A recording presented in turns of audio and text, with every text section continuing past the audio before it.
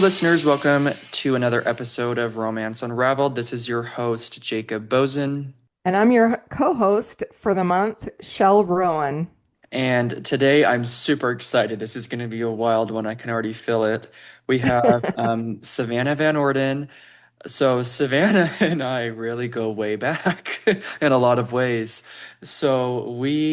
I guess, originally met in middle school playing soccer. I used to play soccer. I don't anymore because why would you run for fun? And she was like the only girl that I ever like pursued. And this was in middle school, but it was like because she rejected me originally. And so I was like, I have to get her because she rejected me. And I eventually did, but then I'm gay, of course. And so, make the math happen. That will probably be another episode just on that experience solely Oh that yeah, I and would I love will to do. dive into that. It is hilarious. It is so funny. But Savannah, let's have you introduce yourself. Yeah, so I'm Savannah Van Orden. I am 26 years old. I grew up in Morgan County with Jacob. So yeah, like he said, we go ways back. I love playing pickleball. I love doing sports. Right now, I work as an executive director over in assisted living. So I just run a facility and take care of old people all day. So that's just a little bit about me. Yeah, great. Sweet. We have to play pickleball together. Oh, I'm so Um, down. So the story today I know nothing about. I kind of know it from a very far distance. So Savannah was married, and I didn't know this until a few days ago that she was divorced, and that's going to be our story for today. So Savannah, let's get right into it. Yeah, so we're gonna give my ex-husband the name. We'll just call him, I feel like Phil. It will be good. Um, so we'll call him Phil. So I had been married, so we'd met in high school. I loved him in high school, thought he was just so attractive, so great. And he actually liked so I have an identical twin sister, and he liked my identical twin sister in high school. And so that was fine. We were like in relationships all throughout high school. And then I served a religious mission. He served a religious mission and then came home and I just reached out like as a friend and we kind of just started our relationship off when he got home from his mission. And it was like sunflowers and rainbows. Like I just genuinely was infatuated with him. Like I was just super impressed and it was everything that I thought I wanted in a husband. And little did I know the mess that I'd gotten myself into. Um, So how old were so you when you got married? so I was 21. Yeah, so I was super young. I feel like that's pretty typical in Utah. You know, you serve a mission and then you come back and you're like, "Oh, let's date for a week and then let's get married." Right. Um, so I mean, we dated for like 6 months, so obviously still not very long and not enough time to get to know somebody. But yeah, I got married at 21. He was 20, and then like right from the start, it was just red flags, and I was just like, okay, maybe this is how newlyweds are. I mean, this is my first time being married. I obviously don't know, and we had went on a family trip and he got left back because I we had already had it planned before we were married, and we were gone a week after I'd gotten married, and I was gone for a week and come back and I find out he's like Snapchatting all of these girls that in the past he had told me that he really liked and wanted to date, and I was just like, What? How did you this find that is out? so I was like sitting on the couch with him and he just like had these notifications coming up and I was like, isn't that the girl he told me he wanted to date? And I was so confused. So I just asked him about it and then he like kind of blew it off like, "Oh, like we were dating and she asked for my number and I didn't think it was appropriate, but then I saw her again. Now that we're married, I think it's okay that we can talk." And I'm like, "Okay, so you're just saying since you sealed the deal, it's okay to go and talk to these girls that It you should be wanted to the be in a relation." opposite. Like, is he stupid? Right? Right? Isn't that crazy work? So I was just like, okay, sounds good. Like, I trust you. Like, just crazy in love with him. Like, it's okay. And it just, I'm not even kidding you, got so bad from like the start. And like, the biggest thing for me was my twin. So obviously, like being an identical twin, that can be hard. And with him like dating her in high school, also, yeah, that's a thing. They dated in high school. Super weird, I know. Um, so they dated in high school, and then we were at Texas Roadhouse. So it was 6 months into our marriage, I think, roughly around there. And we went to Texas Roadhouse. So it was my twin and I, and then Phil and my little brother. And we were all having a good time. It was super fun. And then we go outside to take a picture. And then 2 minutes after the picture was taken, my twin's mood is completely changed. And I'm like, what the heck is going on? I didn't even think anything about it. And we talk all the time, like every single day without fail. And 3 days goes by and it's just no contact from her at all. And I'm like, what the heck is going on? And then she called me on the fourth day and was just sobbing. And I'm like, hey, what's wrong? Like, let's talk about it. And she was like, I just wanted to tell you that at Texas Roadhouse, we were walking out and Phil smacked my ass. And I'm like, what? What? Oh no. I was like, what do you mean he smacked your ass? And she was like, yeah, like he smacked my ass. And I was like, okay, Lexi, you need to be very specific on what you're telling me right now. And she said, I had my Lulu bottoms on, like I was in my workout outfit, and we were walking out, and he smacked my ass, and then he tried to kiss my neck. And I'm like, there's no way. So I'm like fuming at this point, and this is where like Hold the on a brain. second. Let me Okay. stop you right there. So you're fuming. Are you mad at her or him? Well, this is the crazy part because I was like such in the abuse cycle that I was mad at her. And so I'm stuck in this abuse cycle, blaming and thinking like he would never do that to me. He would never put me in a situation or my twin in a situation where it makes me feel uncomfortable or her feel uncomfortable. So I'm like, Lexi, what did you do? Did you ignite like instigate anything? And she's like, no, I would never do that. And so I was so confused in the moment and he was at work. So then I'm angry. And so I hang up the phone on her and I call him and I say, okay, I want you to be completely honest with me. What happened? And he's like, I don't know what you're talking about. And I said, my twin just called me, sobbing her eyes out, saying you smacked her ass. Is this true? Yes or no? He's like, yeah, I did that. And I'm like, what? Why? And he was like, well, she dresses like a slut. So if her ass is going to be hanging out looking like that, like any guy's going to try to smack her ass. And I was like, there is no way. There's absolutely no way. What And a psycho. right, isn't that just such crazy And it's funny behavior? because I know this person and Yes, Okay, so, I didn't know him well, but it's like who does this? right, well, first of all, women's bodies, regardless of how they appear or what the message a man makes about it, is not permission to physically touch it. And yes, he's married to you. So what the hell is he thinking? right. And it was honestly so crazy because the excuse that because then I was obviously upset with him and I felt bad because I was trying to defend him to my sister and she was like, "No, you would know I would never do this." And then he just owns up to it and he gets home and I'm just still so upset. Like I hung up the phone, I was so upset. And he comes home and I'm like, "Why do you think this was okay? Like that's 100% not okay. You wouldn't want your brother touching my ass, so why are you touching my twins? We're married." Like that's a huge like disloyal thing I feel like you did. And he would just Well, said to me, he's oh, go ahead. if it was anybody's ass, Yeah, he has yeah. no business touching another woman, No, a period. hundred He's percent. Yeah. married. No, 100%. And the excuse that I had got was in high school, we used to call each other twin. So Lexi and I call each other twin, obviously. But we were friends with Phil in high school and we were like, oh, you can call us twin. And he just started calling us twin. And he's like, well, we just have that relationship. We're family. And like, like she's my twin too.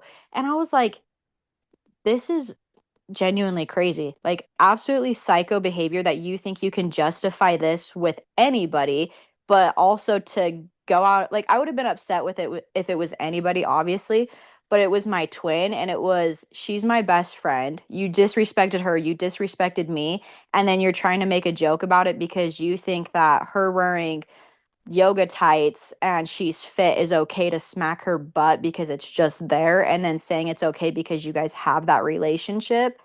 and then you think it's okay to try to kiss her on the neck because you're horny because she has a nice body.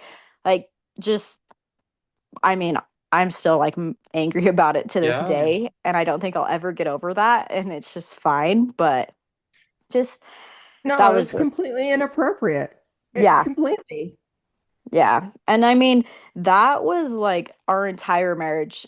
He would hide things from me and just say, "Oh, like you're snooping. Like this is why you can't have passwords to my thing because you're snooping." And it's, you lost my trust clear at the beginning, and you're trying to validate your excuses about why it's okay to do these things. Yeah, And he was then, gaslighting you. yeah, like master gaslighter, master manipulator, like in every aspect of anything you could think of. And so there's just like all of these incidences that have taken place. So I don't know if you guys really know too much about like the LDS religion and kind of everything that takes place. So, Oh, we are Well, um, experts. not all the listeners may know, but both Jacob and I are well aware. okay. Well, for those who don't understand, like you get sealed in the temple and then you're sealed for time and eternity. And so when we originally got married, we didn't get married in the temple. And so 6 months later down the road, that's when we got sealed in the temple. And one of my biggest things was, hey, like I don't do lying, I don't do cheating, and I don't do pornography. Like these are just absolutely hardcore no's for me. And I mean, pornography is a big thing I feel like in Utah, especially with the church, because it's a hard A no. hundred And then, percent. yeah, and then Yeah. kids get curious, and then it's just you tell somebody not to do it and they're going to do it anyway. Um, so I just told him, I said at the beginning of our relationship, I just said, hey, like if you have struggles, like let's go through these struggles together, but don't lie to my face. And I mean, 6 months goes down the road, we're ready to get sealed in the temple, and then 3 days, like there's another gaslighting story. So 3 days before we get sealed in the temple, we're working. He leaves to go, like I think to get a drink, and I'm still at work because we have a cleaning business. And he comes back to pick me up, and I'm like, "Okay, let's go home." He's like, "Okay, put the address in." Gives me his phone, and then just Pornhub is on his phone. And I'm like, "Wait, what? Like you seriously left work to go look at porn, and then you give me your phone?" And I'm like, once again, I'm reacting to a situation where I thought like we were going to be open and honest about these things. And so I was genuinely like furious and angry. And I'm like, this is making me upset. Like, my feelings are hurt. Obviously, like, girls, I think in that situation, take the blame and put them on themselves and say, oh, yeah, like, he's watching it because I'm not good enough. And Which is so crazy to me because, like, take this as a complete compliment. You and Alexis are like beautiful. Like, oh, this is crazy for me to hear because he's like very attractive as well. But like looking at it from an outsider's perspective, I'm like, why would he even like need that? You know what I yeah. mean? Yeah, and I'm like, I'm totally willing to play my part as a wife. Like, you want sex, great. You want all of these things, great. I'm 100% willing to do that. And I like took that on in that situation where it was, I'm not good enough. Like, I don't have an attractive body. Like, I'm not performing the way you want me to perform. Like, all of those things that start going through your head. And we had this whole argument in the car ride home, and get home and I'm like, I need space. Like I need to be away from you. Like I'm not processing this. We're supposed to get sealed in the temple in 3 days, and now you're not worthy to go to the temple. And so I was just so distraught. And then I go home, and his little brother was actually living with us. And I'm trying to talk to his little brother. He was like the only one I felt like I could really communicate about Phil, because he also saw the red flag, not red flags, I guess. Well, they were red flags, but like saw his personality traits, saw the way he treated me, and saw how he would manipulate things. So I'm trying to talk to his little brother about it. And Phil comes in and he's like, you're making a big deal out of nothing. Like, it's not a big deal. Like, stop overreacting. Like, this isn't okay. And you're being dramatic. Like, just completely putting me down and making it seem like it's my fault.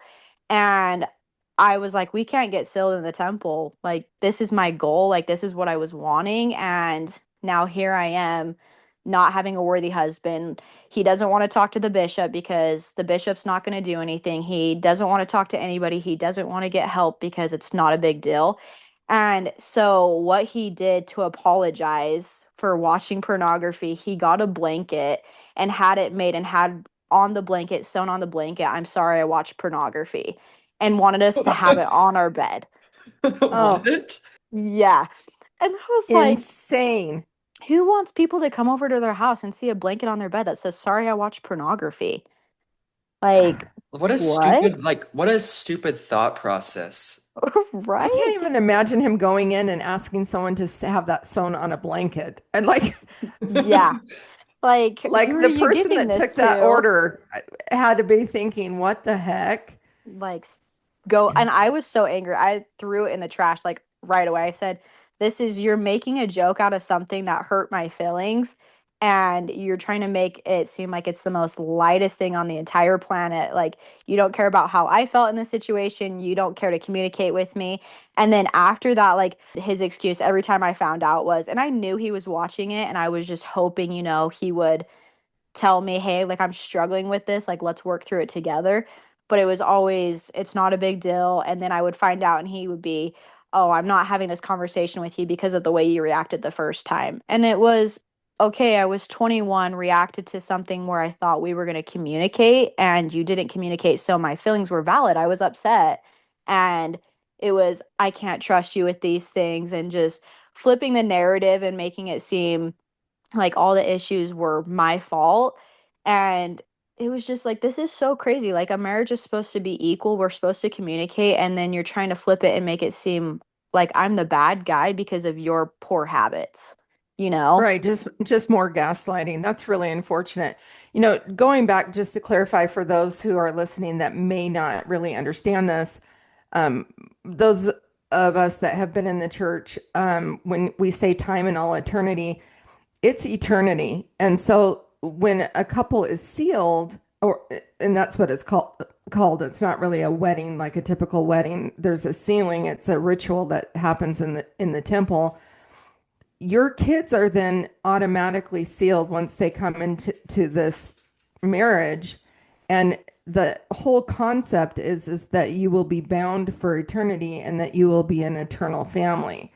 So for someone who holds this belief, it's like a real high, it's the pinnacle of the faith, right? It's like the Yeah. promise of everything that you're working hard to do.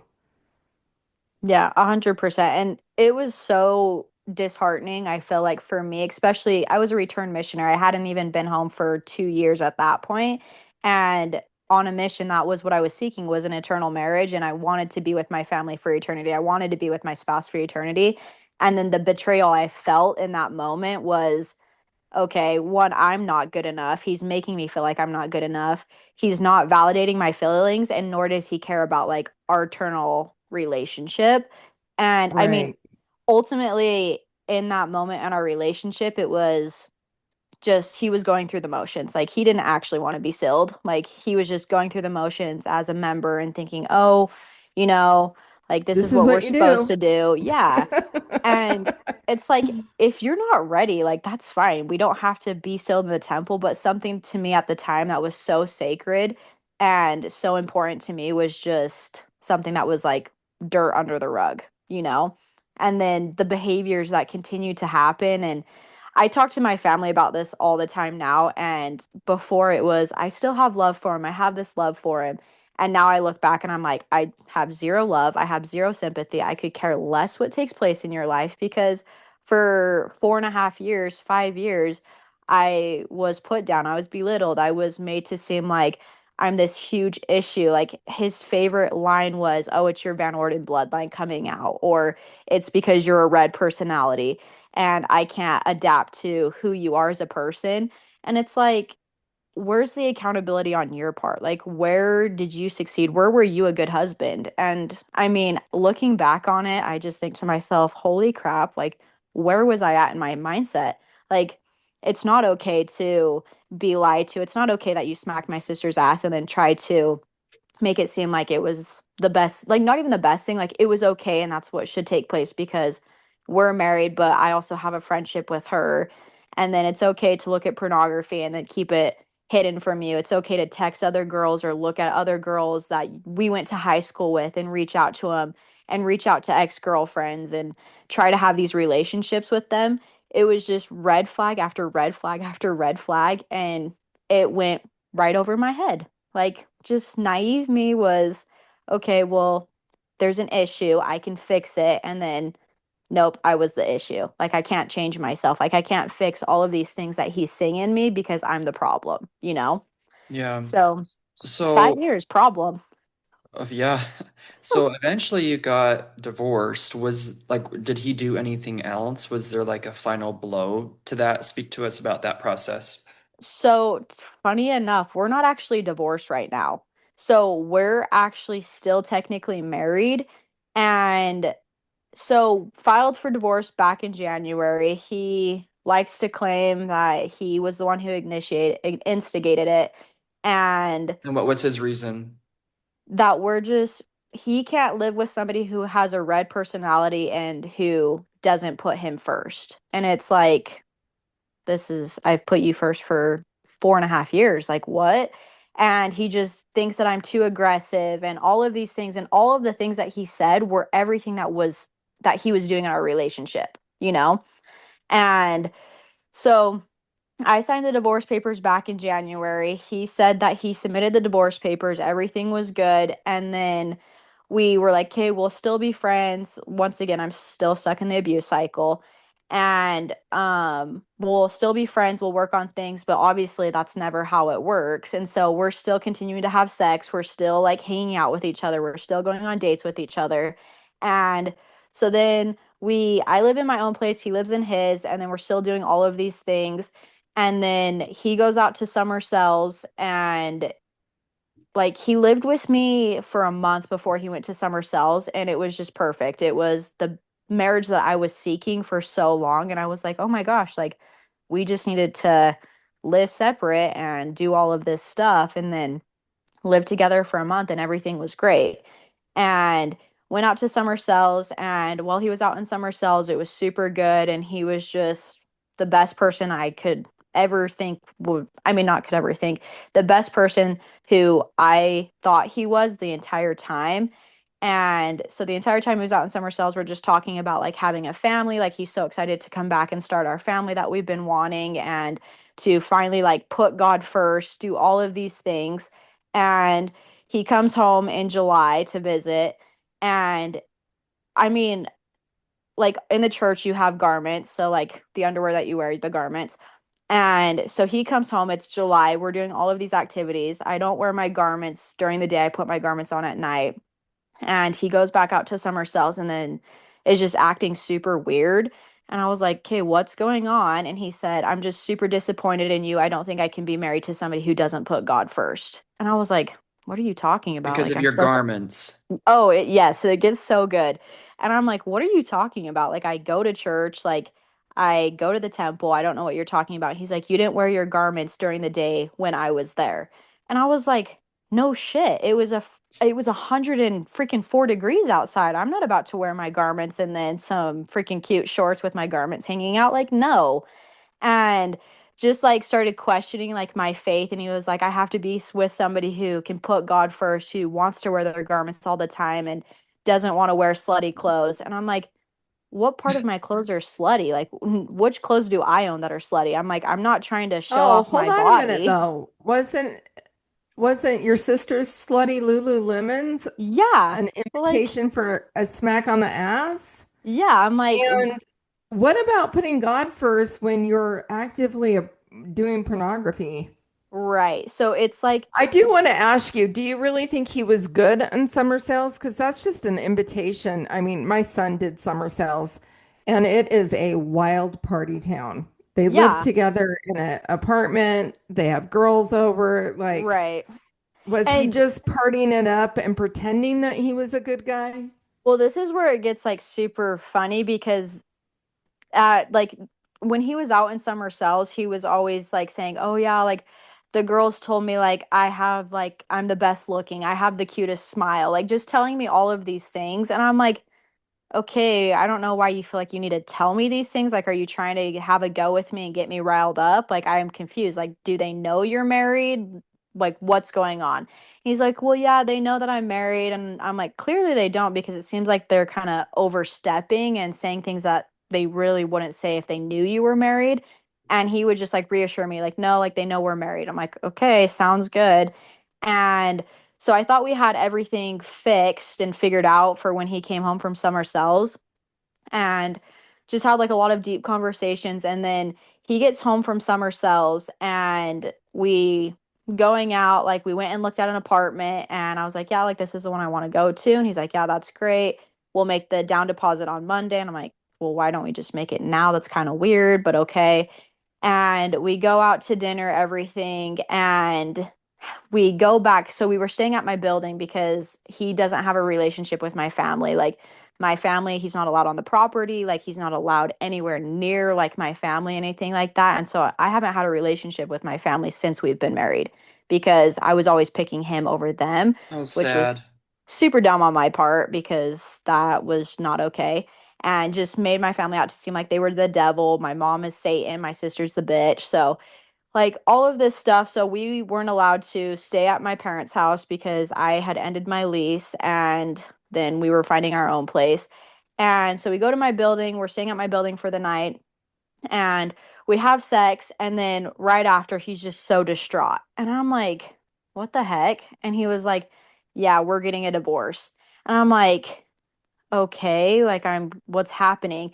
And try to figure things out. He's upset because we've had sex, and he was like, yeah, like there's this other girl. And I'm like, there is Yep. absolutely no way that you just said Yep. that to me. And so then, of course, naive me once again is like, okay, we can fix this, like we can work on this. And I'm just like, once again, stuck in the stupid abuse cycle because I have no worth because I haven't had worth for 5 years, you know?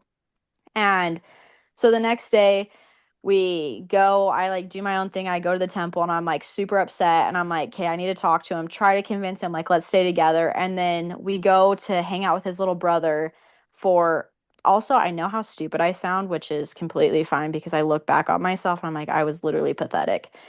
And so we go to pick up his little brother, and they're outside talking, and I'm in the car. I heard Phil outside the car with his brother, and it was the wind was blowing, and it was the wind just completely stopped, and it was clear as day. And he had said, yeah, there's this other girl, and I'm super excited about our future.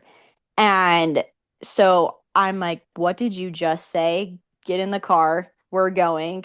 And I'm asking him about it. And he's like, yeah, like, don't know what to tell you. So then I'm thinking, okay, in my head, I'm not going to be with somebody who's a cheater. Like, this is it. This is where I draw the line.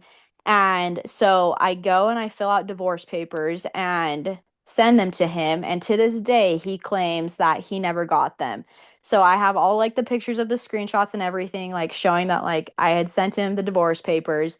And now we're once again in the process of trying to get a divorce, but he's fighting everything because he wants me to pay for things that are in his name, his debt, like all of these things, and wants to claim, oh no, like we're getting a divorce because it's on my terms. Like he wants to have the control over everything again.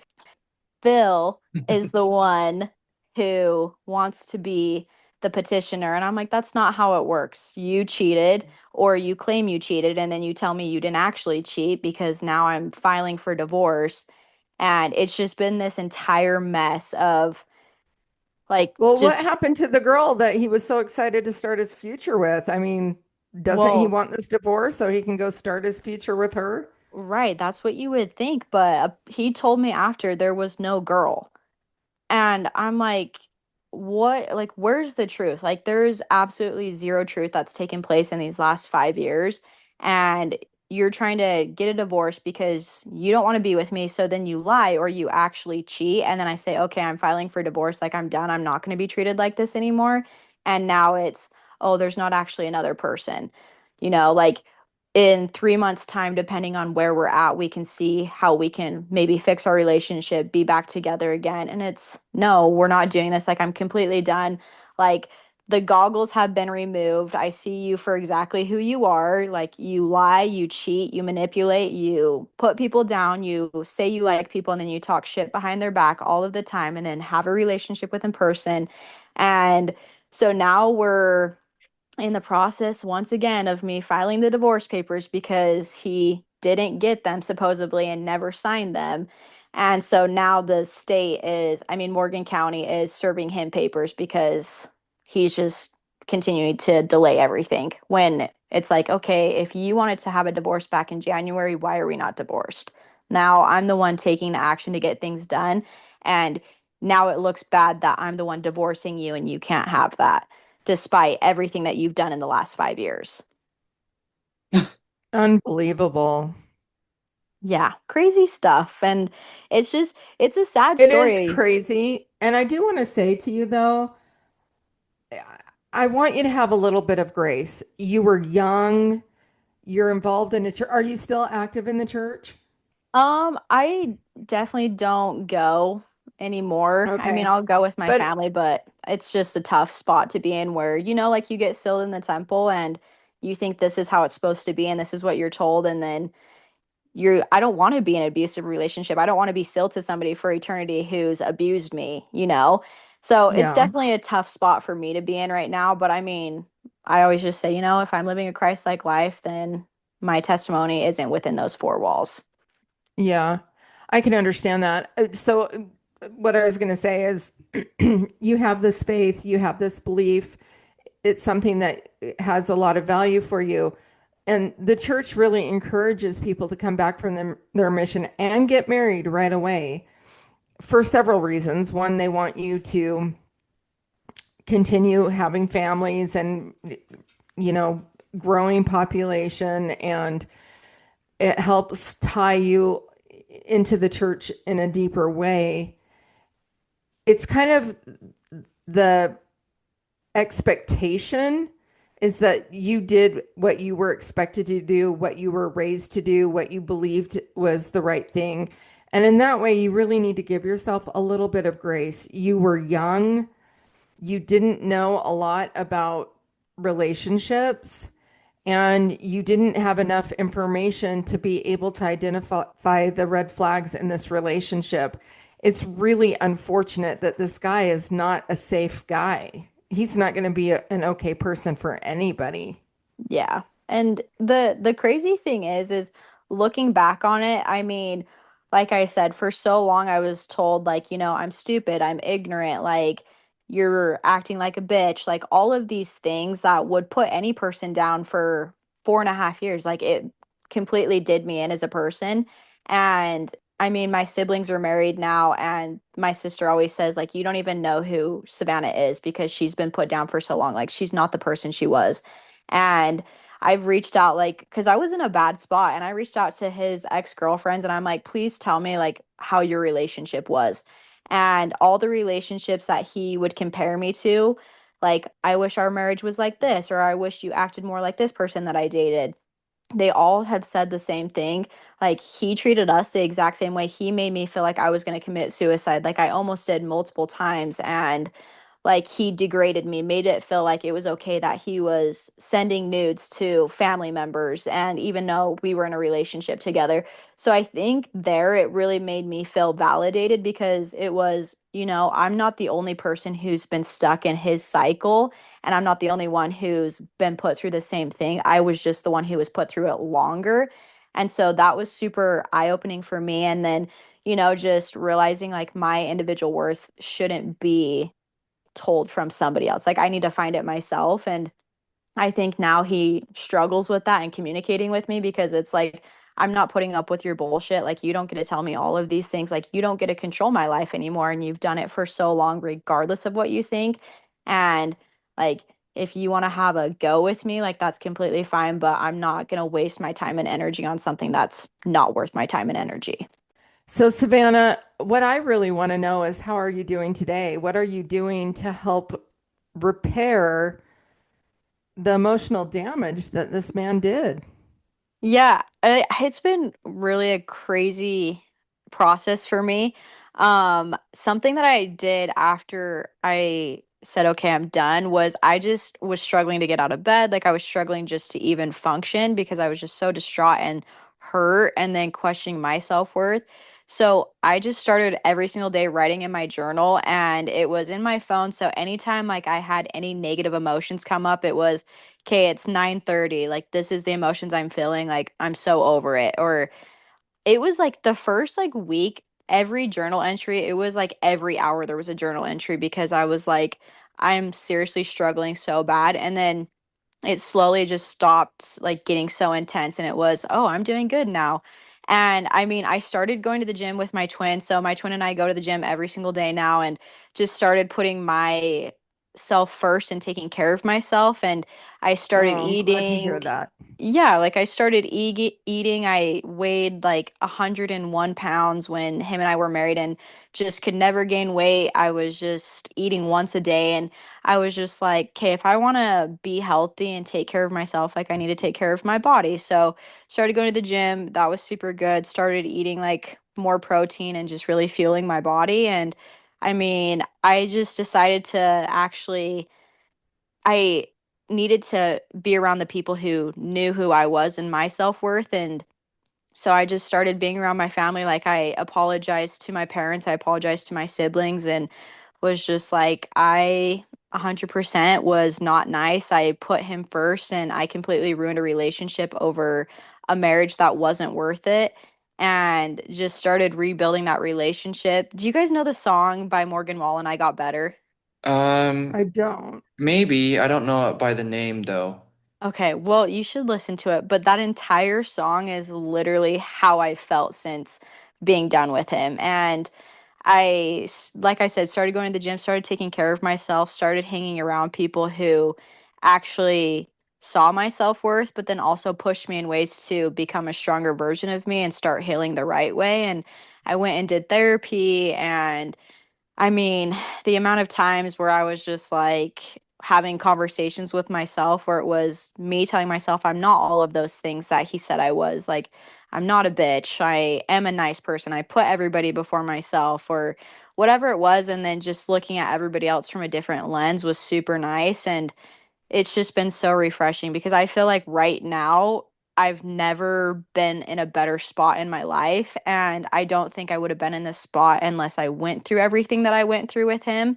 And I still question and think, okay, why was I the one who had to be the punching bag? Why was I the one who had to go through all this? Like, what lesson was I supposed to learn through all of this? Because obviously nobody wants to go through this. Nobody wants to be abused, you know? It's just how it is. And I think it's been a great process for me and a journey for me to see who's important in my life, to see that the people I pushed away like are still here regardless of how I treated them. And there's new people in my life where I'm just eternally grateful that they're in my life now. And just the whole new process I'm on, it's just this is I genuinely think like I'm living my best life right now. And I think anything that has to do with Phil, it's just, you know what? I don't need to tell you about him. I mean, obviously, like there's still a lot of things that are frustrating, but you can make your own judgment based off him. Like get to know him if you want, and you will 100% come to a conclusion, whether it's good or bad. And I mean, you have to go through it to figure out who somebody is, and that's what other people have to do, I think.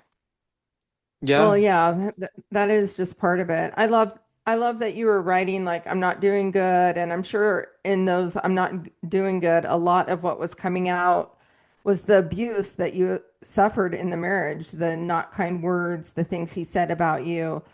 And that's really a part of grief, allowing yourself to feel that loss, which is the first step of healing. And then it looks like you've done a lot of self-reflection, and that's awesome. Knowing what didn't work, you probably have realized what you're looking for better now. If you decide to get in a relationship, you're going to understand your values and what your hard boundaries are. Yeah. And you're going to be probably a lot more careful to look for those red flags. And I love that you said you're doing self-care and pampering yourself because that's teaching yourself to love yourself and to give yourself the things that you weren't receiving in that relationship.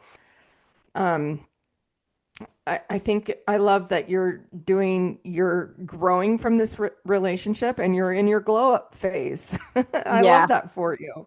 Yeah, I'm glad to it's hear it. I have a podcast called Relentlessly Resilient, and this would be a great story for that as well, because what I'm hearing from you is I'm looking at what did I learn from this? And that is the first step of resilience, to acknowledge the situation for what it is. And I guess it's really the second step, which is to say to yourself, okay, well, what can I learn from this? yeah, and I 100% like can look back on my marriage and be like, there was things that I could have 100% done better, but it was never because I didn't put forth effort. It was never because I didn't want it to succeed, regardless of how my experience was in my marriage. Like, he could have had a completely different perspective. He has a completely different perspective, probably on everything I had just said. But these are my feelings, and my feelings are valid, and these are the emotions I'd felt. And it's just looking back and thinking to myself, I saw something that I thought had potential, and that's great. I went with it. And then I saw things that I thought I could fix, because that's my personality. If something's broken, I want to fix it. I want to make things good. And ultimately, in that process, I didn't put myself first, and I allowed myself to be walked all over and ruin relationships that are the most important relationships in my life. But like you said, I don't think without this process and recognizing all of these things, I wouldn't be where I'm at today, and I wouldn't have the people in my life where I'm at today, and I wouldn't have the mindset of what I want in my future marriage and who I want to be with and what I expect out of those relationships, because as a 21-year-old, you're just in it for love and looks and whatever it is. And being 26 now, it's just like I want somebody who's emotionally mature, somebody I can communicate with, somebody who's willing to be open and honest with me from the beginning. And so it's nice knowing that there there is somebody that I am with right now who is like that, and it's like I don't have to be in that spot in my life anywhere more, and I can just move forward and be happy and just learn from the past and try to continue to be the best version of myself and continue to forgive myself and just try not to make those same mistakes anymore. I'm glad, like it seems like you've gained a lot of strength from this experience. And listening to this, I have been like shocked. Like I had no idea. I know that you were married, but I didn't know like any of this was going on, of course, because, I'm not like close with you. But like from the outsider's perspective, you wouldn't know that it's going on unless you actually knew. And so that kind of gives us a wake up call when we're looking at people on social media, because from my perspective, it seemed like you guys were like doing great, which is crazy. But we can end it here. Thanks for coming on to the show. Like we said at the beginning, we'll probably have a different episode where we tell our middle school experiences, which is so funny. Ugh. Um, but for our listeners, as always, make sure you subscribe and save. We're streaming anywhere you can get your podcasts. Make sure you rate us as well. That really helps us in the algorithms. And make sure you follow us on social media. It's Romance Unraveled on Facebook, Instagram, and TikTok. Until next time.